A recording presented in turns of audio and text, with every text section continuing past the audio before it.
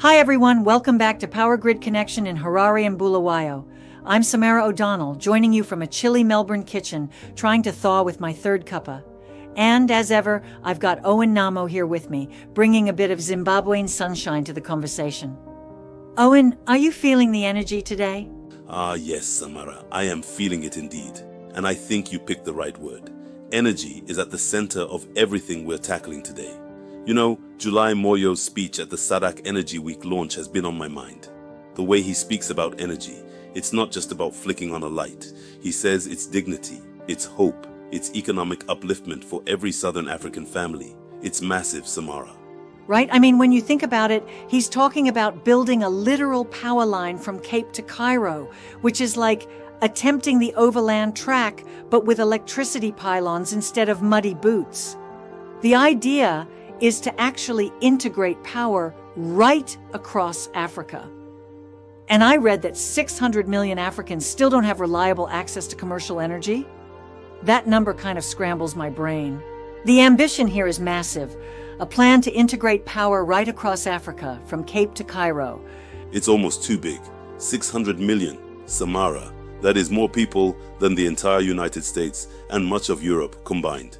Just imagine trying to cook, study, or run a business with nothing but firewood or a flickering torch. The hope with SADC and these regional energy plans is to break those old boundaries and finally give people a connection to the future. Not just lights at night, real opportunity. Absolutely. I still get flashes from this trip I took to rural Victoria Falls, tiny settlements, and you'd see these battered solar lanterns charging on porches. They'd save them for the kids to finish homework at night. That's why July Moyo's focus isn't just technical, it's about, restoring dignity. He actually frames energy as the first step, before you get to economic independence or even regional unity.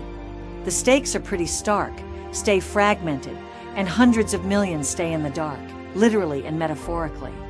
That is exactly it, Samara. We need more than just wires and big talk. We need communities fully in the loop, right from Victoria Falls to Lusaka to Bulawayo. The speech makes it clear too. Private investors are not just wanted, they're needed. But it's got to happen in a way that serves people, not just profits. That's the whole vision.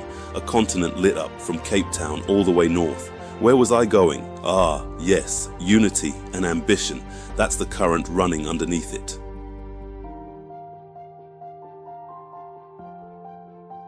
Speaking of ambition, Samara, I'm still reeling from this week's other big headline.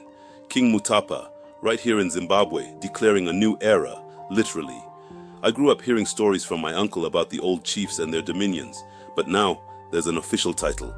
King Mutapa, Emperor, recognized by 70 kings from 5 continents, with the Pan-African Tourism Board behind him. It sounds straight out of a folktale, but this is very real, very now. Yeah, Owen, I had to triple check that. Is this happening? So the claim is that Zimbabwe is officially a kingdom again, and King Mutapa has been recognized with these certificates signed by kings across Africa, Europe, Asia, and beyond. There's this sense of wanting to return to something bigger, almost Pan-African. He even talks about having jurisdiction, I'm going to get this wrong, over countries like South Africa, Zambia, Malawi, and Mozambique. That's huge. Yes, that's just it. In my family, we'd sit around at night listening to stories of the Mutapa Empire, the old lines of sovereignty lost after colonialism. Now, here's King Mutapa speaking not just to Zimbabwe, but to politicians saying, it's time to put away fighting, time to be united. I am the landlord. That's not something you hear every day in modern statecraft. He's written a new constitution for the kingdom, unity, merit-based leadership, and an end to corruption. And I noticed he called on politicians to stop the infighting. No more perils, he says. And yeah, he frames himself as this owner or landlord, almost like he's restoring authority after it was, taken away by colonial powers. And he clearly wants everyone to get on board, welcoming the Prime Minister, all ministers, anyone qualified for government positions, even calling for certificates. It's very procedural, but rooted in this whole ancestral narrative. I find it fascinating, honestly. Fascinating indeed. I have to wonder though, What happens when you blend ancestral leadership with a modern state? Is this an assertion of lost heritage, or is it an attempt to unify under a different kind of authority? My uncle used to say, "A country without roots is just dust in the wind."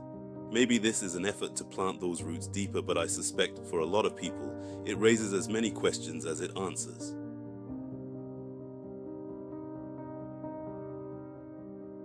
Yeah, and it gets even more, I guess, complicated or bold when King Mutapa moves to investment protocols. Did you catch that section? He says if you're an investor wanting to develop anything in Zimbabwe, especially in mining, you have to get approval directly from his office first. No more skipping ahead to government ministers. Everything channels through the king. That's right. And did you hear his words about minerals? No raw exports. No just digging and running. He's insisting all mineral processing, all value add, must take place within Zimbabwe now. He's directing this especially at foreign investors. Build the industries here. Give us the skills. Don't just ship the wealth out. And he calls out the Chinese business community directly, expressing clear frustration with how some have conducted themselves. There must be equity, respect, fair wages, no exceptions. That's a real shift, Samara. Super real. And look, I'll admit I totally tripped up last month trying to speak this investment lingo in a local council meeting. Mineral rights, ownership clauses, equitable profit sharing. I swear I was tangling myself up like a wombat in a fence. But this, what King Mutapa's saying, is quite clear. Equal share in salaries, equal share in any other returns. Investors can come, but locals must benefit first and foremost. The whole process gets rerouted in ancestral oversight, which makes me wonder, are we going to see a new framework for who controls natural resources? Or is this going to run into all those old tensions about sovereignty, investment, and development? It's a difficult road, Samara. Local expectations are sky high. People want to see tangible changes, jobs, and fair pay. Meanwhile, investors want certainty and a return for their risk. Ancestral leadership may bring a different sort of legitimacy, a moral claim that's hard for outsiders to ignore. Yet, there is always the question, will external actors accept these new protocols, or will they look for loopholes? My grandfather used to say, you cannot build a house on borrowed land. Perhaps King Mutapa is trying to make sure the house truly belongs to Zimbabweans, by deed and spirit.